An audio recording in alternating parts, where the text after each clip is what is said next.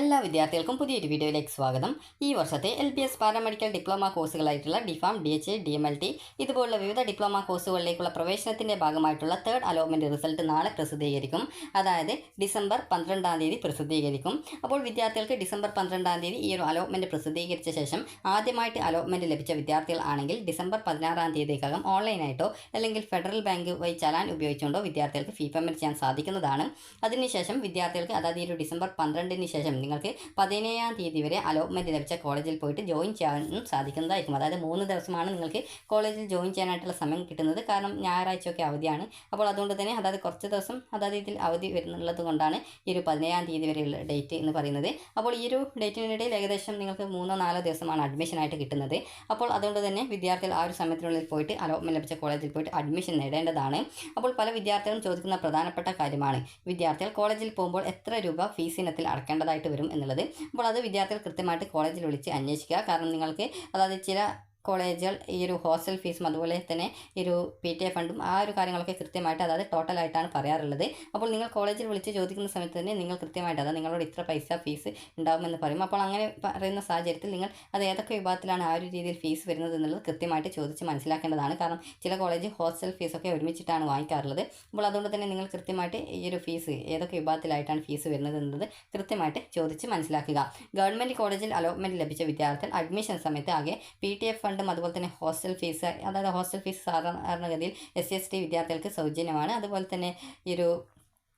തന്നെ മറ്റുള്ള വിദ്യാർത്ഥികൾക്ക് ഏകദേശം ഒരു 2000 മുതൽ ഏകദേശം 3000-ന് ഇടയിലായിട്ടാണ് ഫീസ് സാധാരണ ഹോസ്റ്റൽ വരാറുള്ളത്. അപ്പോൾ അത് ഓരോ ഹോസ്റ്റൽ അനുസരിച്ച് ഫീസിൽ കുറവുണ്ടായിരിക്കും. അപ്പോൾ അതുകൊണ്ട് തന്നെ നിങ്ങൾ അത് കൃത്യമായിട്ട് ആ ഒരു അലോട്ട്മെൻറ്റ് ലഭിച്ച കോളേജിൽ ചോദിച്ച് മനസ്സിലാക്കുക. കാരണം ചില കോളേജിൽ ഹോസ്റ്റൽ ഫെസിലിറ്റി ഉണ്ടായിരിക്കില്ല. അതുപോലെ തന്നെ ചില ഹോസ്റ്റലിൽ നിങ്ങൾക്ക് ഈ ഒരു അക്കോമഡേഷൻ ഉണ്ടാകും, എന്നാൽ ഫുഡ് ഉണ്ടാവില്ല. അത് നിങ്ങൾ പുറത്തുനിന്ന് വാങ്ങിച്ച് കഴിക്കേണ്ടതായിട്ടൊക്കെ വരും. അപ്പോൾ അതുകൊണ്ട് തന്നെ നിങ്ങൾ ആ ഒരു കാര്യങ്ങളൊക്കെ കൃത്യമായിട്ട് കോളേജിൽ അന്വേഷിക്കുക. അതായത് ഹോസ്റ്റൽ ഉണ്ടെങ്കിൽ തന്നെ ഹോസ്റ്റലിൽ ഫുഡ് ഉണ്ടാകുമോ, അതുപോലെ തന്നെ വെറും താമസം മാത്രമായിരിക്കുമോ ഉണ്ടായിരിക്കുക എന്നുള്ളത് വിദ്യാർത്ഥികൾ ചോദിച്ച് മനസ്സിലാക്കുക. കാരണം ഒരു വിദ്യാർത്ഥി അലോട്ട്മെൻറ്റ് ലഭിച്ച കോളേജിൽ കോൺടാക്ട് ചെയ്ത് ഹോസ്റ്റൽ ഫെസിലിറ്റി ഉണ്ടാകുമോ എന്നുള്ള കാര്യം ചോദിച്ച സമയത്ത് ആദ്യം ഈ ഒരു ഫുഡ് ആൻഡ് അക്കോമഡേഷൻ ഉണ്ടാകുമെന്നാണ് പറഞ്ഞിട്ടുള്ളതെങ്കിലും പിന്നീട് അക്കോമഡേഷൻ മാത്രമാണ്, ഫുഡ് പുറത്തുനിന്ന് പോയിട്ട് കഴിക്കേണ്ടതായിട്ട് അത് പുറത്തുനിന്ന് വാങ്ങിച്ച് കഴിക്കേണ്ടതായിട്ട് വരുമെന്ന് പറഞ്ഞിട്ടുണ്ടായിരുന്നു. അപ്പോൾ അതുകൊണ്ട് തന്നെ നിങ്ങൾക്ക് അലോട്ട്മെൻറ്റ് ലഭിച്ച കോളേജിൽ ഹോസ്റ്റൽ സൗകര്യമുണ്ടോ, അതുപോലെ തന്നെ അവിടെ ഫുഡ് ഉണ്ടോ എന്നിങ്ങനെയുള്ള കാര്യങ്ങളൊക്കെ നിങ്ങൾ കൃത്യമായിട്ട് ചോദിച്ച് മനസ്സിലാക്കേണ്ടതാണ്. അപ്പോൾ വിദ്യാർത്ഥികൾക്ക് ഇപ്പോൾ സെൽഫ് ഫിനാൻസ് കോളേജിലാണ് കിട്ടിയിട്ടുള്ളതെങ്കിൽ നിങ്ങൾക്ക് ഈ ഒരു അതുപോലെ തന്നെ വിദ്യാർത്ഥികൾ അഡ്മിഷൻ സമയത്ത് പ്രത്യേകിച്ച് PTA ഫണ്ടും അതുപോലെ യൂണിഫോം, ബുക്ക്, അതുപോലെ തന്നെ ഹോസ്റ്റൽ ഈ ഒരു ഫീസുകൾ മാത്രമാണ് നിങ്ങൾക്ക് ഗവൺമെൻറ് കോളേജാണ് കിട്ടിയതെങ്കിൽ വരിക. അതേസമയം സെൽഫ് ഫിനാൻസ് കോളേജ് ആണെങ്കിൽ നിങ്ങൾക്ക് അതുപോലെ വിദ്യാർത്ഥികൾക്ക് സെൽഫ് ഫിനാൻസ് കോളേജ് ആണെങ്കിൽ നിങ്ങൾക്ക് ഓൾറെഡി നിങ്ങൾ 10,000 രൂപ ടോക്കൺ ഫീ പേയ്മെൻറ്റ് അടച്ചിട്ടുണ്ടാകും. SC/ST OEC വിദ്യാർത്ഥികൾ അതുപോലെ മറ്റ് ഫീസ് ആനുകൂല്യമുള്ള വിദ്യാർത്ഥികൾ 100 രൂപയായിരിക്കും ഫീസായിട്ട് അടച്ചിട്ടുണ്ടാവുക. അപ്പോൾ വിദ്യാർത്ഥികൾ അഡ്മിഷൻ സമയത്ത് എത്ര രൂപ അടക്കണം എന്നുള്ളത് പല വിദ്യാർത്ഥികൾക്കുമുള്ള സംശയമായിരിക്കും. സാധാരണ കോമൺ ആയിട്ട് നിങ്ങൾ 25,500 രൂപയാണ് ട്യൂഷൻ ഫീസ് ഇനത്തിൽ അടക്കേണ്ടതായിട്ടുള്ളത്. അതായത് ഈ ഒരു ടോക്കൺ ഫീ പേയ്മെൻറ്റ് അടച്ചത് കൂടാതെയാണ് ഈ ഒരു 25,500 രൂപ വരുന്നത്. അതുപോലെ തന്നെ വിദ്യാർത്ഥികൾക്ക് ഈ ഒരു സെൽഫ് ഫിനാൻസ് കോളേജിൽ നിങ്ങൾക്ക് DPharm ആണ് കിട്ടിയതെങ്കിൽ ഏകദേശം 40,000-ഓളം രൂപയാണ് വരുന്നത്. അതുപോലെ തന്നെ നിങ്ങൾക്ക് ഡെൻ്റൽ ഹൈജീനിസ്റ്റ് ആ ഒരു കോഴ്സിന് ഏകദേശം 7,240 രൂപ മാത്രമാണ് ആ ഒരു ഫീസ് വരുന്നത്. അപ്പോൾ ഈ ഒരു രീതിയിൽ നിങ്ങൾക്ക് ഏത് കോഴ്സാണ് കിട്ടിയത് അതിൻ്റെ ഫീസും കാര്യങ്ങളൊക്കെ വെബ്സൈറ്റിൽ തന്നെ ഇവിടെ നൽകിയിട്ടുണ്ട്. അതായത് ഫീ ഡീറ്റെയിൽസ്, അലോട്ട്മെൻറ്റ്, ടോക്കൺ ഫീ എന്നുള്ള ഇവിടെ തന്നെ നിങ്ങൾക്ക് ഓരോ കോഴ്സിൻ്റെ ഫീ ഡീറ്റെയിൽസ് കൃത്യമായിട്ട് മെൻഷൻ ചെയ്തിട്ടുണ്ട്. അത് നിങ്ങളൊന്ന് ജസ്റ്റ് ഒന്ന് നോക്കുക. അതുപോലെ തന്നെ അപ്രൂവ്ഡ് കോളേജ് ലിസ്റ്റിൽ നിങ്ങൾക്ക് കോളേജിൻ്റെ കോൺടാക്റ്റ് നമ്പേഴ്സ് കിട്ടുന്നതാണ്. അപ്പോൾ അതുവഴി നിങ്ങൾക്ക് കോൺടാക്റ്റ് ചെയ്യാവുന്നതാണ്. അപ്പോൾ നിങ്ങൾ കോളേജിൽ ആദ്യം തന്നെ അലോട്ട്മെൻറ്റ് ലഭിച്ച കോളേജിൽ വിളിച്ചിട്ട് അതായത് ഈ തേർഡ് അലോട്ട്മെൻറ്റ് ശേഷം അലോട്ട്മെൻറ്റ് ലഭിച്ച കോളേജിൽ വിളിച്ചിട്ട് നിങ്ങൾക്ക് അഡ്മിഷൻ സമയത്ത് എന്തൊക്കെ ഡോക്യുമെൻറ്റ്സ് കൊണ്ടുവരണം, അതുപോലെ തന്നെ എത്ര രൂപയാണ് ഫീസ് ഇനത്തിൽ വരിക. അപ്പോൾ നിങ്ങളോടൊരു ഫീസ് പറയും. അപ്പോൾ ആ ഒരു ഫീസ് നിങ്ങൾ ഏതൊക്കെ ഇനത്തിലായിട്ടാണ് ഇത്രയും ഫീസ് വരുന്നത് എന്നുള്ള കാര്യം കൃത്യമായിട്ട് ചോദിച്ച് മനസ്സിലാക്കുക. കാരണം ഒരു വിദ്യാർത്ഥി കോളേജിൽ കോൺടാക്റ്റ് ചെയ്ത സമയത്ത് ഏകദേശം 80,000 രൂപ അഡ്മിഷൻ സമയത്ത് അടക്കണമെന്ന് പറഞ്ഞിട്ടുണ്ടായിരുന്നു. അപ്പോൾ അങ്ങനെ നിങ്ങൾക്ക് എത്ര രൂപയാണ് ആ ഫീസ് ഇനത്തിൽ അതായത് ഇത്രയും പൈസ ഒക്കെ വരുന്നുണ്ടെങ്കിൽ അത് ഏതൊക്കെ ഇനത്തിലാണ് വരുന്നത് എന്നുള്ളതൊക്കെ കൃത്യമായിട്ട് നിങ്ങൾ ചോദിച്ച് മനസ്സിലാക്കേണ്ടതാണ്.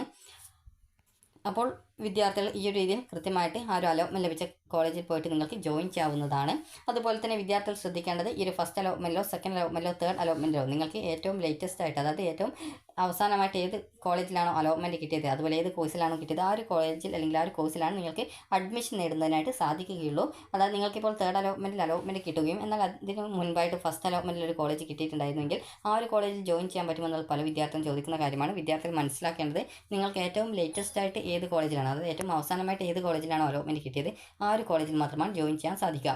ഇനി വിദ്യാർത്ഥികൾ ചോദിക്കുന്ന പ്രധാനപ്പെട്ട കാര്യമായിരിക്കും, വിദ്യാർത്ഥികൾക്ക് ഈ ഒരു തേർഡ് അലോട്ട്മെൻറ്റ് ശേഷം കിട്ടിയുള്ള കോളേജ് സാറ്റിസ്ഫൈഡ് അല്ല, അതായത് ആ ഒരു കോളേജിൽ ആ ഒരു കോഴ്സ് പഠിക്കാൻ തീരെ താല്പര്യമില്ല, ഇനി ഒരിക്കലും ആ ഒരു കോഴ്സ് തന്നെ അവിടെ പഠിക്കാനും താല്പര്യമില്ല എന്നുള്ളത് പല വിദ്യാർത്ഥികളും പറയുന്ന കാര്യമാണ്. അതിനുമുമ്പായിട്ട് ചില വിദ്യാർത്ഥികൾക്കുണ്ടാവും ഈ ഒരു അലോട്ട്മെൻറ്റിൽ ചിലപ്പോൾ ഇപ്പോൾ ആ ഒരു കോളേജ് കോഴ്സ് വേണ്ട എന്ന് തോന്നും. അതുപോലെ തന്നെ അവിടെ അഡ്മിഷൻ എടുക്കാതെ പിന്നീട് കുറച്ച് കഴിയുന്ന സമയത്ത് അവർ പറയും ആ ഒരു കോഴ്സ് തന്നെ കിട്ടിയാൽ മതിയായിരുന്നു എന്നുള്ളത്, അത് അവിടെ ഇനി പഠിക്കാൻ പറ്റുമെന്ന് ചോദിക്കാറുണ്ട്. അപ്പോൾ അതുകൊണ്ട് തന്നെ നിങ്ങൾ അഡ്മിഷൻ നേടുന്നില്ലെങ്കിൽ പ്രത്യേകം ശ്രദ്ധിക്കേണ്ടത് ആ ഒരു കോഴ്സ് നിങ്ങൾക്ക് തീരെ വേണ്ട എന്നുള്ള കാര്യം നിങ്ങൾ കൃത്യമായിട്ട് ആദ്യം തന്നെ ഉറപ്പുവരുത്തുക. കാരണം അതിനുശേഷം മാത്രം അഡ്മിഷൻ എടുക്കണോ വേണ്ടോ എന്നുള്ള കാര്യത്തിൽ ഒരു തീരുമാനം എടുക്കുക. കാരണം പല വിദ്യാർത്ഥികളും പിന്നീട് ആ ഒരു കോഴ്സ് ഇനി പഠിക്കാൻ പറ്റുമോ അല്ലെങ്കിൽ ആ ഒരു കോളേജിൽ പഠിക്കാൻ പറ്റുമോ എന്നൊക്കെ ചോദിക്കാറുണ്ട്. അതുകൊണ്ടാണ് ഈ ഒരു കാര്യത്തിൽ പ്രത്യേകം നിങ്ങൾ ശ്രദ്ധിക്കണമെന്ന് പറയുന്നത്. അപ്പോൾ അതുപോലെ തന്നെ നിങ്ങൾക്കൊരു കോളേജ് കിട്ടി, ആ ഒരു കോളേജ് സാറ്റിസ്ഫൈഡ് ആണെങ്കിൽ നിങ്ങൾക്ക് പോയിട്ട് അഡ്മിഷൻ നേടാം. ഇനി അതല്ല നിങ്ങൾക്ക് ആ ഒരു കോളേജ് തന്നെ സാറ്റിസ്ഫൈഡ് അല്ല, അതായത് തേർഡ് അലോട്ട്മെൻറ്റ് ശേഷം നിങ്ങൾക്ക് ഏറ്റവും അവസാനമായിട്ട് കിട്ടിയിട്ടുള്ളത് ഫസ്റ്റിലാണോ സെക്കൻഡിലാണോ തേർഡിലാണോ ഏറ്റവും ലേറ്റസ്റ്റ് ആയിട്ട് എവിടെയാണോ കിട്ടിയത് ആ ഒരു കോഴ്സ് നിങ്ങൾക്ക് വേണ്ട എന്നാണെങ്കിൽ വിദ്യാർത്ഥികൾക്ക് രണ്ട് രീതിയിൽ കാര്യങ്ങൾ ചെയ്യാം. ഒന്നാമത്തേതെന്ന് പറയുന്നത് വിദ്യാർത്ഥികൾക്ക് ഒന്നുകിൽ ആ ഒരു കോളേജിൽ നിങ്ങൾക്ക് പോയിട്ട് അഡ്മിഷൻ നേടാം. അതായത് ഒന്നാമത്തേതെന്ന് പറയുന്നത് ഒന്നുകിൽ നിങ്ങൾക്ക് ആ ഒരു കോളേജിൽ പോയിട്ട് അഡ്മിഷൻ നേടാം, അതിനുശേഷം കോളേജിൽ നിന്ന് NOC തരികയാണെങ്കിൽ അടുത്ത സ്പെഷ്യൽ അലോട്ട്മെൻറ്റിൽ പങ്കെടുക്കാം. NOC തരുന്നില്ലെങ്കിൽ നിങ്ങൾ അവിടെ ജോയിൻ ചെയ്യാതിരിക്കാം, അതല്ലെങ്കിൽ ആ ഒരു കോഴ്സ് തന്നെ അവിടെ പഠിക്കാം. ഇനി രണ്ടാമത്തെ എന്ന് പറയുന്നത് വിദ്യാർത്ഥികൾക്ക് ആ ഒരു കോളേജിൽ, അതായത് ആ ഒരു കോളേജിൽ നിങ്ങൾക്ക് ആ ഒരു സീറ്റ് നിങ്ങൾക്ക് താല്പര്യമില്ല, അത് പിന്നീട് ഒരിക്കലും നിങ്ങൾക്ക് ആ ഒരു കോഴ്സിനോട് ഒരു താല്പര്യം വരില്ല എന്നാണെങ്കിൽ നിങ്ങൾ ചെയ്യേണ്ട പ്രധാനപ്പെട്ട കാര്യം അവിടെ നിങ്ങൾ ജോയിൻ ചെയ്യാതിരിക്കാം. അവിടെ ജോയിൻ ചെയ്യാതെ തന്നെ വിദ്യാർത്ഥികൾക്ക് അടുത്ത സ്പെഷ്യൽ അലോട്ട്മെൻറ്റിൽ പങ്കെടുക്കാം. ഇങ്ങനെ ജോയിൻ ചെയ്യാതിരിക്കുമ്പോൾ പല വിദ്യാർത്ഥികൾക്കുമുള്ള ഒരു സംശയമായിരിക്കും, നിങ്ങൾ already token fee payment allotment കിട്ടിയ സമയത്ത് അടച്ചിട്ടുണ്ടായിരുന്നെങ്കിൽ ആ ഒരു പൈസ നിങ്ങൾക്ക് നഷ്ടപ്പെടുമോ എന്നുള്ളത്.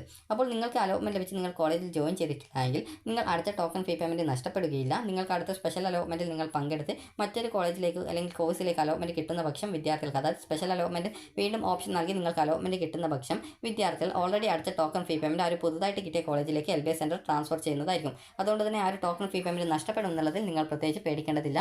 അതുപോലെ തന്നെ വിദ്യാർത്ഥികൾ ശ്രദ്ധിക്കേണ്ട പ്രധാനപ്പെട്ട കാര്യം, കിട്ടിയിട്ടുള്ള കോളേജ്, അത് നിങ്ങൾക്ക് ആദ്യം ഇപ്പോൾ ഈ ഒരു തേർഡ് അലോട്ട്മെൻറ്റ് ശേഷം ലേറ്റസ്റ്റ് ആയിട്ട് അലോട്ട്മെൻറ്റ് കിട്ടിയ ഒരു കോളേജിൽ നിങ്ങൾ സാറ്റിസ്ഫൈഡ് ആണ് എങ്കിൽ വിദ്യാർത്ഥികൾ ഒന്നുകിൽ അവിടെ ജോയിൻ ചെയ്യാവുന്നതാണ്. ഇനി അതല്ല നിങ്ങൾക്ക് ആ ഒരു കോഴ്സ് സാറ്റിസ്ഫൈഡ് അല്ല എങ്കിൽ നേരത്തെ പറഞ്ഞതുപോലെ തന്നെ NOC വാങ്ങിച്ച് നിങ്ങൾക്ക് ആ അടുത്ത സ്പെഷ്യൽ അലോട്ട്മെൻറ്റുകളിൽ കോളേജിൽ ജോയിൻ ചെയ്ത ശേഷം പങ്കെടുക്കാം.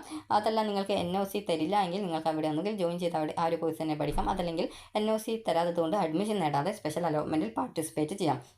ഇനി NOC തരുന്ന കോളേജുകൾ ആണെങ്കിൽ നിങ്ങൾക്ക് കോളേജിൽ ഒന്നുകിൽ ആ ഒരു കോഴ്സ് വേണമെങ്കിൽ അവിടെ, അതായത് എവിടെയും കിട്ടിയിട്ടില്ലെങ്കിൽ ആ ഒരു കോഴ്സ് തന്നെ പഠിക്കും എന്നുള്ള ഒരു ചിന്താഗതിയുള്ള ഒരു വിദ്യാർത്ഥിയാണെങ്കിൽ നിങ്ങൾക്കൊന്നുകിൽ അവിടെ ജോയിൻ ചെയ്ത് NOC വാങ്ങിച്ച് അടുത്ത സ്പെഷ്യൽ അലോട്ട്മെൻറ്റിൽ പങ്കെടുത്ത് നിങ്ങൾക്ക് അങ്ങനെ മാറാനും സാധിക്കുന്നതാണ്. അപ്പോൾ നിങ്ങൾ ആദ്യം തന്നെ നിങ്ങൾക്ക് കിട്ടിയിട്ടുള്ള കോഴ്സ് നിങ്ങൾക്ക് മതിയോ അല്ലെങ്കിൽ മറ്റൊരു കോഴ്സ് തന്നെ മതിയോ അല്ലെങ്കിൽ ഈ ഒരു കോഴ്സ് എനിക്ക് തീരെ പഠിക്കാൻ താല്പര്യമില്ല എന്നുള്ളതൊക്കെ കൃത്യമായിട്ട് നിങ്ങൾ തന്നെ മനസ്സിലാക്കി വയ്ക്കുക. അപ്പോൾ നിങ്ങൾക്ക് ഈ ഒരു വീഡിയോ ഉപകാരപ്രദമായിട്ടുണ്ടെങ്കിൽ ലൈക്ക് ചെയ്യുക, ഷെയർ ചെയ്യുക. Thank you for watching.